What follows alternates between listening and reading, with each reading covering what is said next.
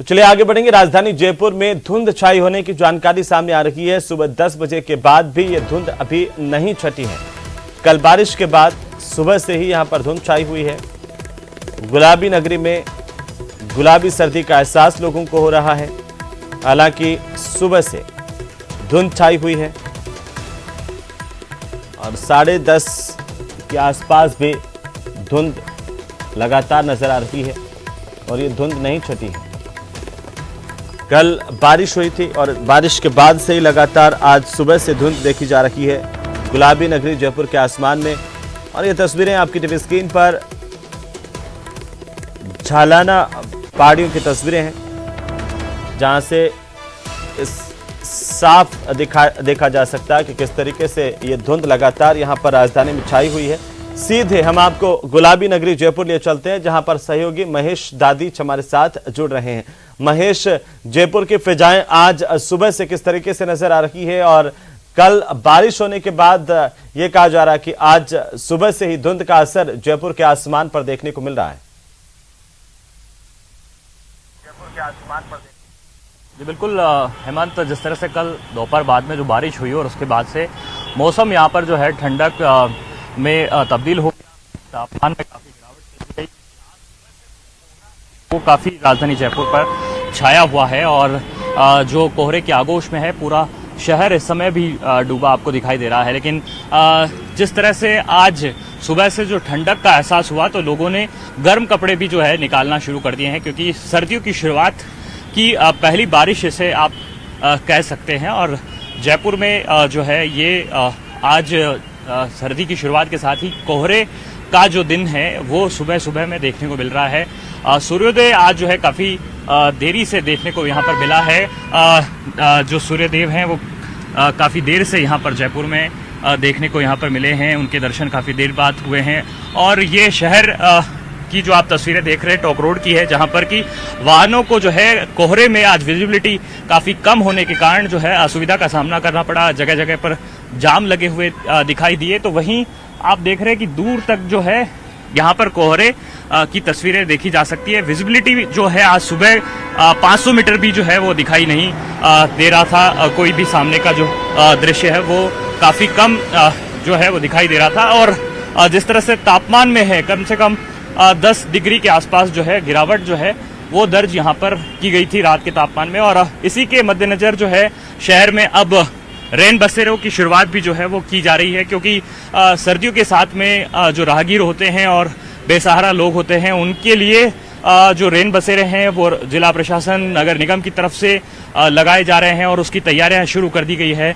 2 rain बसेरों की शुरुआत भी हो चली है और बाकी जगहों पर भी जो रेन बसेरे हैं वो लगाए जाएंगे। लेकिन जहां तक मौसम की बात करते हैं तो ये काफ़ी ठंडक और खुशनुमा सा मौसम जो है वो आज यहाँ पर देखा जा रहा है। और जगह जगह पर कल हुई बारिश का पानी का जो जल भराव है वो भी यहाँ पर तस्वीरों में जो है देखा गया कई जगहों पर। और आज जो है सुबह से कोहरे की आगोश में डूबा हुआ शहर जो है वो यहाँ पर आपको दिखाई दे रहा है। और अब धीरे धीरे जो धुंध है वो कम होती जा रही है, क्योंकि सूर्यदेव की जो है आंख मिचौनी अभी भी चल रही है और पूरी तरह से स्पष्ट अभी जो है दृश्य या कंप्लीट जो विजिबिलिटी है वो अभी तरह से यहाँ पर दिखाई नहीं पड़ रही है। और वाहनों की रफ्तार पर जो इसका असर है और ख़ास तौर पर हाईवेज पर, जहाँ पर कि शहर के बाहर में जहाँ हाईवेज है वहाँ पर विजिबिलिटी की जो समस्या है उसका सामना करना पड़ रहा है। वाहनों को हेडलाइट जला करके और फॉग लाइट जलाने के बाद में ही जो है वो यहाँ से निकल पा रहे हैं। तो कुल मिलाकर का सुबह से ही जो शहर है वो कोहरे के आगोश में है, ठंडक है और फिजाओं में जो कहा जा सकता है। देखिए इसकी वजह से जो है प्रदूषण काफ़ी कम हुआ है। जिस तरह से ये बात आई सामने की जो प्रदूषण था दिवाली के बाद से वो काफ़ी उसका स्तर बढ़ रहा था, लेकिन कल की जो बारिश हुई है उसके बाद में प्रदूषण में जो गिरावट है वो दर्ज की गई है। और यहाँ जो कोहरा हुआ है इसके बाद में जो ठंडक का एहसास हुआ है लोगों को, इस वजह से गर्म कपड़े निकालने की शुरुआत इस सर्दियों के लिहाज से मानी जा सकती है। हेमंत, बिल्कुल, बहुत शुक्रिया तमाम जानकारी के लिए महेश, और लगातार अपडेट भी आपसे लेते रहेंगे। बहरहाल गुलाबी नगरी के जो सियासी गलियारे हैं उनमें थोड़ी सी गर्मी जरूर है, लेकिन जो गुलाबी नगरी का तापमान है उसमें लगातार ठंडक का एहसास देखने को मिल रहा है। चलिए आगे बढ़ेंगे और इसी बीच राजधानी जयपुर से बड़ी खबर मिल रही है, जहां पर आज राजकीय कर्मचारियों का हल्ला बोल। शहीद स्मारक पर धरना और प्रदर्शन का ऐलान किया हुआ है। 9 सूत्रीय मांगों को लेकर के धरना प्रदर्शन होगा। प्रदर्शन को लेकर के संघर्ष समिति का ये दावा है कि प्रदर्शन में बड़ी संख्या में कर्मचारी शामिल होंगे। कर्मचारियों की 9 सूत्रीय मांगों को लेकर के प्रदर्शन का आज ऐलान है। राज्य के कर्मचारी शहीद स्मारक पर हल्ला बोल रहे हैं। अलग अलग मांगों को लेकर के कर्मचारियों की ओर से गुलाबी नगरी जयपुर पहुंचने का कॉल किया हुआ था कर्मचारियों का। राजस्थान मंत्रालय कर्मचारी संघर्ष समिति पिछले कई दिनों से प्रदेश भर का दौरा करके और 11 नवंबर 2022 को शहीद स्मारक पे एक विशाल धरना आयोजित किया है, जिसमें हमारी मुख्य मांग है जो सचिवालय पैटर्न के हिसाब से अधीनस्थ के मंत्रालय कर्मचारियों का द्वितीय पदोन्नति का पद 4200 और जो 2013 में इसी गहलोत सरकार ने कर्मचारियों को 9840 दिया था, जो 30/10/17 के आदेश से 8080 कर दिया गया, उसे पुनः बहाल कराते हुए हम सरकार से मांग करते हैं कि शीघ्र ये जो दोनों मांगे, तीसरा जो सरकार ने दिया है पदोन्नतियों के पद दिए, उसमें एक बार ये पूर्ण शिथिलता दे और जो कर्मचारी जिनको बाहर के जिलों में लगे उन्हें भी एक बार गृह जिले में जाने के लिए हमारी मांग पत्र है। और इसी बीच कर्मचारियों के प्रदर्शन को लेकर के, उनकी मांगों को लेकर के ज्यादा जानकारी के साथ हमारे सहयोगी लवली वधवा फोन लाइन पर जुड़ गए। लवली, क्यों आखिरकार राज्य के कर्मचारी प्रदर्शन के लिए मजबूर हो रहे हैं और राजधानी तक पहुंचकर हल्ला बोल रहे हैं, क्या जानकारी है? देखिए, बिल्कुल हेमंत, आपने सही कहा। पूरे राजस्थान का जो कर्मचारी है वो आज एकजुट होकर के राजस्थान सरकार के खिलाफ, राजस्थान के सरकार को के कानों में अपनी आवाज पहुंचाने के लिए पहुंच रहा है। पूरे राजस्थान के जो मंत्रालय कर्मचारी हैं वो अपनी अपनी अलग अलग मांगों को लेकर के वो यहाँ पर प्रदर्शन करते हुए नजर आएंगे। 9 सूत्री मांग पत्र है इन लोगों का, जिसमें सबसे पहली और प्रमुख मांग सचिवालय पैटर्न पर इनको जो वेतन है वो दिया जाए पूरे राजस्थान के मंत्रालय कर्मचारियों को। ये वो मंत्रालय कर्मचारी है जो हर एसडीएम के दफ्तर में, हर तहसील के दफ्तर में मुख्य भूमिका राज्य की भूमिका के रूप में वहां का कामकाज संभालते हैं। पूरे राज्य भर से, बाड़मेर जैसलमेर से लेकर भरतपुर तक और जयपुर तक के जो कर्मचारी हैं वो तमाम कर्मचारी संघर्ष समिति के आह्वान पर आज एकजुट होकर के जयपुर पहुंचे हुए हैं। और इस वक्त जयपुर के शहीद स्मारक पर उनके पहुंचने का कमोबेश सिलसिला जो है वो शुरू होता हुआ नजर आ रहा है। और ये माना जा रहा है कि 12 बजे के बाद ये धरना जो है औपचारिक रूप से शुरू होगा। इस धरने में तमाम जो पदाधिकारी होंगे, कार्यकारिणी के, वो अपनी बात रखेंगे और बात रखने के बाद वो अपने आंदोलन की आगामी रणनीति तैयार करने के साथ साथ ही सीएम अशोक गहलोत के नाम ज्ञापन सौंपेंगे। संभवतः उनके डेलीगेशन की मुलाकात जो है सीएमओ के अंदर हो सकती है, ऐसी जानकारी मिल रही है कि उनके डेलीगेशन को सीएमओ की ओर से बुलाया जा सकता है। मगर फिलहाल राजस्थान के तमाम मंत्रालय कर्मचारी जो है अपना कामकाज छोड़ करके राजस्थान की राजधानी जयपुर की ओर कूच कर चुके हैं और जयपुर में कुछ देर बाद इनके पहुंचने का सिलसिला शुरू होगा। तो ये माना जा रहा है कि राजस्थान की सरकार के खिलाफ वो हुंकार भरेंगे और हुंकार भर के वो ये कोशिश करेंगे कि उनकी जो 9 सूत्रीय मांग है, जिनको लेकर उन्होंने जिला स्तर पर ज्ञापन दिए, कई बार तहसील स्तर पर ज्ञापन दिए, मगर उनकी सुनवाई नहीं हुई, तो ऐसे में वो सरकार तक सीधे अपनी बात पहुंचाने के लिए आज जयपुर पहुंचे हैं। और जयपुर में वो अपनी बात शहीद स्मारक से आज धरने प्रदर्शन के माध्यम से रखेंगे। कर्मचारी संघर्ष समिति के लोगों का कहना है अगर सरकार ने धरने के बाद भी चेती नहीं, अगर सरकार और हमारी मांगों पर कोई विचार नहीं किया, तो शायद आने वाले चुनाव से पहले जो है राजस्थान की सरकार के खिलाफ जो है एक बड़े आंदोलन का बिगुल जो है कर्मचारी बजाएंगे। कर्मचारियों का कहना है कि वो नहीं चाहते जनता के कामकाज प्रभावित हो, वो नहीं चाहते कि सरकार से उनका टकराव हो, मगर उनकी मांगे नहीं सुनी जा रही है, जिसके बाद उन्हें परेशान होकर के राजधानी जयपुर के रास्ते पर आना पड़ा। और जयपुर में शहीद स्मारक पर आज वो धरना देकर के अपनी आवाज को बुलंद करेंगे, हुंकार भरेंगे और सरकार को अपनी आवाज पहुंचाने की जो कोशिश है वो यहाँ पर करेंगे। जी बिल्कुल लवली, बहुत शुक्रिया तमाम जानकारी के लिए। लगातार अपडेट हम आपसे लेते रहेंगे। बहरहाल जो कर्मचारी हैं वो 9 सूत्रीय मांगों को लेकर के जयपुर कूच कर चुके हैं और यहां पर प्रदर्शन का सिलसिला शुरू हो चुका है। चलिए आगे बढ़ेंगे और बड़ी खबर हम आपको बता दें, रायपुर कस्बा बंद है। भीलवाड़ा जिले का रायपुर कस्बा आज बंद का आह्वान किया हुआ है और रायपुर में हिंदू संगठनों का विरोध देखने को मिल रहा है। व्यापारियों ने अपने प्रतिष्ठान इसके समर्थन में नहीं खोले हैं। तस्वीरें रायपुर की है। बहरहाल 10:30 बजे के बाद ही बाजार खुलते हैं, लेकिन अभी तक की अगर हम बात करें तो आज आह्वान किया हुआ बंद का। रायपुर कस्बे में एक सामाजिक कार्यक्रम का विरोध कर रहे हैं। बिना प्रशासन के मंजूरी के ये कहा जा रहा है कि ये कार्यक्रम किया जा रहा है और इसके विरोध में ही आज बंद का आह्वान किया गया है। ज्यादा जानकारी के साथ भीलवाड़ा से हमारे संवाददाता राहुल कौशिक फोन लाइन पर हैं। राहुल, क्यों बंद बुलाया गया है और कौन कौन से संगठनों ने इस बंद को अपना समर्थन दिया है? जी हेमंत, ये बहुत चर्चित रायपुर गढ़ का प्रकरण है जो कि आज शुक्रवार सुबह से ही अनिश्चितकालीन रायपुर को बंद कर दिया गया है। हिंदू समाज के जो संगठन है और हिंदू समाज जो है उन्होंने इसका आह्वान किया है। उन्होंने आरोप लगाया कि समुदाय विशेष द्वारा सामाजिक कार्यक्रम उस गढ़ में किया जा रहा है जिसमें वो जो कि नहीं करना चाहिए, क्योंकि प्रशासन की कोई इसमें सहमति भी नहीं है और जोधपुर न्यायालय में ये मामला अभी विचाराधीन है। ना तो जोधपुर न्यायालय ने ऐसा कोई आदेश पारित किया है कि कार्यक्रम करने के लिए इनको कोई स्वीकृति दी है, उसका विरोध ये कर रहे हैं हिंदू समाज, जिसमें बजरंग दल, विश्व हिंदू परिषद आदि कई संगठन है और कई सामाजिक संगठन और भी हैं और पारिवारिक जो वहाँ के जो संगठन है, बाजार के जो संगठन है वो भी इसमें सम्मिलित है। वो लगातार आरोप लगा रहे हैं कि किसी प्रकार की जब स्वीकृति नहीं मिली है तो समुदाय विशेष द्वारा कार्यक्रम कैसे कराया जा सकता है। इसको लेकर आज इन्होंने बाजार भी बंद किया है और अनिश्चितकालीन बाजार बंद किया और अभी भी बाजार बंद है। इनका क्या कहना है इन संगठनों का कि इनके आपत्ति क्या है, इनको विरोध क्या है किसी के कार्यक्रम को लेकर के? जी, इनका जो विरोध जताया जा रहा है कि इन्होंने कहा जब ये मामला विचाराधीन है, थोड़े समय पहले इनकी हिंदू समाज और समुदाय विशेष समाज की एक मीटिंग भी हुई थी पुलिस प्रशासन के द्वारा मध्यस्थता से, पर उस समय भी कोई रिजल्ट सामने आया नहीं था और कहना कि जोधपुर हाईकोर्ट में जब ये मामला है तो किसी प्रकार की स्वीकृति समुदाय विशेष द्वारा नहीं ली गई है तो ये कार्यक्रम कैसे करा सकते हैं, इनका ये कहना है। इसको लेकर इन्होंने आज पूरा बाजार बंद कर रखा है। चलिए, बहुत शुक्रिया राहुल तमाम जानकारी के लिए। तो रायपुर में आज बंद का आह्वान किया हुआ है हिंदू संगठनों की ओर से। चलिए आगे बढ़ेंगे। मध्य प्रदेश में इंदौर की शिप्रा थाना पुलिस ने एक युवती की शिकायत पर राजस्थान के रहने वाले एक शाहरुख नाम के युवक के खिलाफ अपहरण, दुष्कर्म और लव जिहाद समेत कई गंभीर धाराओं में मुकदमा दर्ज किया है। पुलिस ने पीड़िता की शिकायत के बाद केस दर्ज कर आरोपी को गिरफ्तार कर लिया।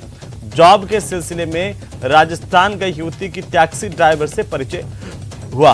इस टैक्सी ड्राइवर ने अपना नाम बदल करके पहले राजू बताया, कथित जानकारी के अनुसार, जबकि वो शाहरुख था। राजू की पत्नी के फोन कॉल से पीड़िता को उसके विवाहित होने की जानकारी मिली। यह भी पता चला कि राजू के तो 2 बच्चे हैं जो शाहरुख है और वो मुस्लिम है, और इसके बाद पीड़िता ने उसके साथ रहने से इनकार कर दिया। और जैसे ही पीड़िता ने इनकार किया तो पीड़िता का यह आरोप है कि इस आरोपी शाहरुख ने उसको धमकाना शुरू कर दिया, बंधक बनाकर के धर्म परिवर्तन करने के लिए दबाव बनाने लगा और इसी पर यह मुकदमा दर्ज किया गया। वहाँ एक ड्राइवर से उसकी जान पहचान हुई, उसने अपना हिंदू नाम बताया था और उससे उसने शादी की। जिस कमरे में उन्होंने किराए के कमरे में लेकर रहने लगे तो उसको बाद में पता चला कि वो दूसरे धर्म का है, तो उसने विरोध किया तो उसको कमरे में बंद कर दिया। तो वो युवती वहाँ से भाग के इंदौर आई, हम लोगों के पास आई और उसने बताया कि वो जो लड़का है वो उसको अभी भी धमकी दे रहा है कि तेरी बहन को उठा के ले जाऊंगा या तू मेरे साथ चल। इसके बाद फिर वो जो युवक था वो अपने 2 साथियों के साथ वो आ गया। यहाँ इंदौर में भी पहले 2-3 महीने पहले भी उसने उसके साथ हरकत करी थी, कुकर्म किया था। तो उसी आधार पर 376 और तमाम सारी धाराओं का पकड़ पंजीबद्ध करके युवती का मेडिकल करवाया। 3 युवकों को हमने गिरफ्तार करके न्यायालय में समक्ष प्रस्तुत करके जेल भेज दिया गया। अभी प्रकरण की विवेचना जारी। तो वहीं जैसलमेर में बेखौफ बदमाश चोरी की वारदातों को अंजाम दे रहे हैं। गीता आश्रम रहवासी मकान में चोरी हुई है। बड़ी खबर है जैसलमेर से। घर में रखा जानकारी के अनुसार पीड़ितों का कहना है कि करीब 40 तोला सोना चोरी हुआ है और साथ ही साथ मकान मालिकों का यह भी कहना है कि 7 लाख रुपए की नकदी पर भी हाथ साफ कर दिया। गीता आश्रम में चोरी की वारदात हुई है। सभी घर वाले घर से गांव गए थे। कल सुबह गांव गए हुए थे घर वाले, इसी दौरान पीछे से चोरी की वारदात हुई है। ज्यादा जानकारी के साथ श्रीकांत व्यास हमारे संवाददाता जैसलमेर से फोन लाइन पर। श्रीकांत, क्या जानकारी चोरी की वारदात को लेकर के? गीताश्रम कॉलोनी जो है वहां पर एक मकान में चोरी हुई है। कांता देवी पत्नी गुमान सिंह के मकान में ये चोरी हुई है। लगभग 40 तोला सोना और 7 लाख रुपए नगद पर जो है वो चोरों ने हाथ साफ कर लिया। और घर की बात करें तो परिजन जो है, घर में रहने वाले जो लोग हैं वो गांव गए हुए थे, और जब वो आज सुबह वापस आए तो उन्हें घर के ताले जो है वो टूटे हुए मिले। अंदर गए तो पूरा घर जो है तितर बितर हो रखा था, बिखरा हुआ था, और छत का जो गेट था वो भी खुला हुआ नजर आ रहा था। उन्होंने जब अंदर जाकर देखा तो जहाँ पैसे और जो सोना रखा गया था, करीब लगभग 40 तोला सोना जो था वो चोरी हुआ है, और 7 लाख रुपए नगद उनका कहना है कि रखे गए थे जो चोरी हो चुके हैं। और मकान मालिक ने जब पुलिस को सूचना दी तो पुलिस मौके पर पहुंची और मामले की जांच कर रही है, लेकिन अभी तक आसपास कोई कैमरा नहीं लगा था। तो कुछ दूरी पर जो कैमरे लगे हैं, पुलिस अब उनकी जांच करने में लगी। अगर कोई सीसीटीवी फुटेज मिलता है तो चोरों को पकड़ना जरूर आसान हो जाएगा, लेकिन कहीं ना कहीं एक बड़ा सवाल या निशान पुलिस पर भी खड़ा होता है कि रात्रि गश्त जो है वो जो कर्मचारी थे उनकी क्या ड्यूटी है, क्योंकि चोर जो है वो रात में आते हैं या फिर जो अंधेरी रातों में ये चोरी की जो घटनाएं होती है, जिस तरह सर्दी का मौसम शुरू हुआ है तो अब घटनाएं और बढ़ने की जो संभावना है, तो उसको देखते हुए गश्त क्यों नहीं बढ़ाई जा रही। बिल्कुल श्रीकांत, और पुलिस प्रशासन का क्या कुछ कहना है इस पूरे मामले को लेकर के? अब तक की जो तफ्तीश हुई है उसमें कुछ सुराग हासिल हुए हैं कि कौन, क्या ये कोई बाहर की गैंग यहाँ पर सक्रिय है? जी मैं आपको बता दूं कि पहले जैसलमेर के मोहनगढ़ में काफी चोरियां हुई थी, लेकिन उस गैंग को, नकब जनी की गैंग को कुछ ही समय पहले जो है वो पकड़ लिया गया था। तो अभी जो है वो ये लोग कोई अनाड़ी चोर नजर आ रहे हैं, क्योंकि इन्होंने घर के मुख्य द्वार का जो ताला है वो तोड़कर अंदर घुसे थे। तो पुलिस कह रही है, पुलिस जो है वो अभी तक कुछ साफ कह नहीं रही है। उनका यही कहना है कि एक बार मामले की जांच करें तो आपको कुछ बताएंगे। चलिए, बहुत शुक्रिया श्रीकांत तमाम जानकारी के लिए। लगातार अपडेट हम आपको देते रहेंगे। तो वहीं कोटपुतली से खबर है, जहां पर कोटपुतली में आग का कहर देखने को मिला। दरअसल जानकारी के मुताबिक प्लाईवुड फैक्ट्री में भीषण आग लगी है। आग से मौके पर अफरा तफरी का माहौल हो गया। दरअसल जानकारी मिलते ही फायर ब्रिगेड मौके पर पहुंची और अब आग बुझा ली गई। 12 घंटे बाद इस आग पर काबू पाया गया। आग से लाखों का नुकसान हुआ है और इसी दौरान रात भर पुलिस के आला अधिकारी मौके पर डटे रहे। तस्वीरें आपकी टीवी स्क्रीन पर। सबसे पहले सबसे तेज न्यूज 18 राजस्थान पर 12 घंटे बाद इस भीषण आग पर काबू पा लिया गया। कड़ी मशक्कत के बाद आग बुझाई गई है। रात भर पुलिस के आला अधिकारी डटे रहे।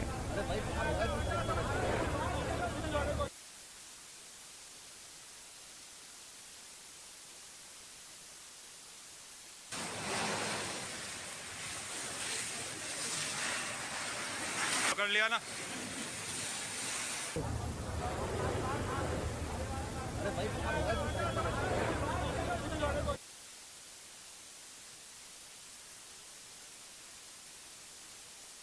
को मिला है कोटपुतली की तस्वीरें, जहां पर भीषण आग लगी है।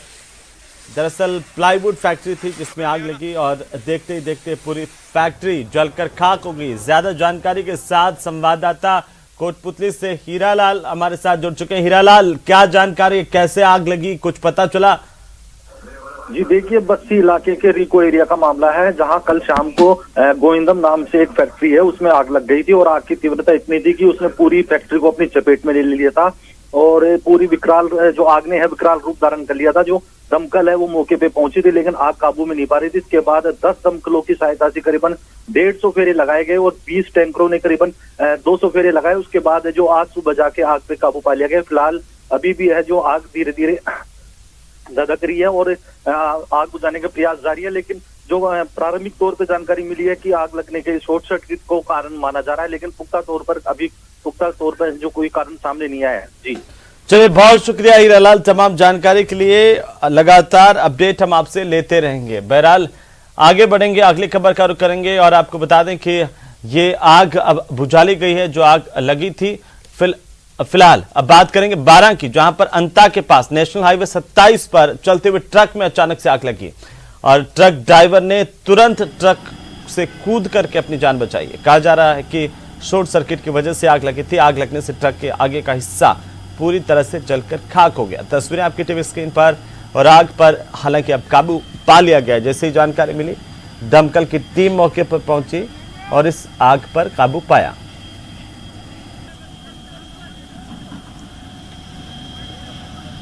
और हाईवे पर जलते हुए ट्रक की तस्वीरें और इस कड़ी मशक्कत के बाद इस आग पर हालांकि अब काबू पा लिया गया, लेकिन चलते हुए ट्रक में जैसे ही आग लगने की जानकारी मिली, ड्राइवर ने चलते ट्रक से कूद करके आग बुझाने को लेकर के सूचना दी। तो वहीं श्रीगंगानगर के सूरतगढ़ में सड़क हादसा हुआ है। बड़ी खबर है श्रीगंगानगर के सूरतगढ़ से, जहां पर सड़क हादसा हुआ। बजरी से भरे हुए ट्रक और पिकअप में टक्कर हुई है। हादसे के बाद दोनों वाहन पलट गए। पिकअप का ड्राइवर गंभीर रूप से घायल हुआ है। पुलिस ने घायल ड्राइवर को अस्पताल में भर्ती करवाया। नेशनल हाईवे 62 पर ट्रक 28 पीबीएन के पास यह हादसा हुआ, जिसकी तस्वीरें सबसे पहले सबसे तेज न्यूज 18 राजस्थान पर आप देख पा रहे हैं। श्रीगंगानगर के सूरतगढ़ में सड़क हादसा हुआ है। नेशनल हाईवे 62 से जानकारी सामने आ रही है कि बजरी से भरे हुए ट्रक और पिकअप आपस में टकरा गए, जिससे सड़क हादसा हुआ। ड्राइवर इसमें घायल हुआ है।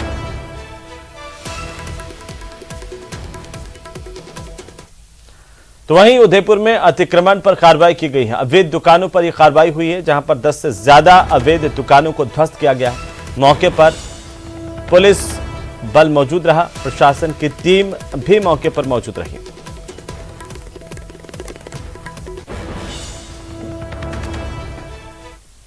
और इसी के साथ ही इस बुलेटिन में फिलहाल इतना ही। नमस्कार।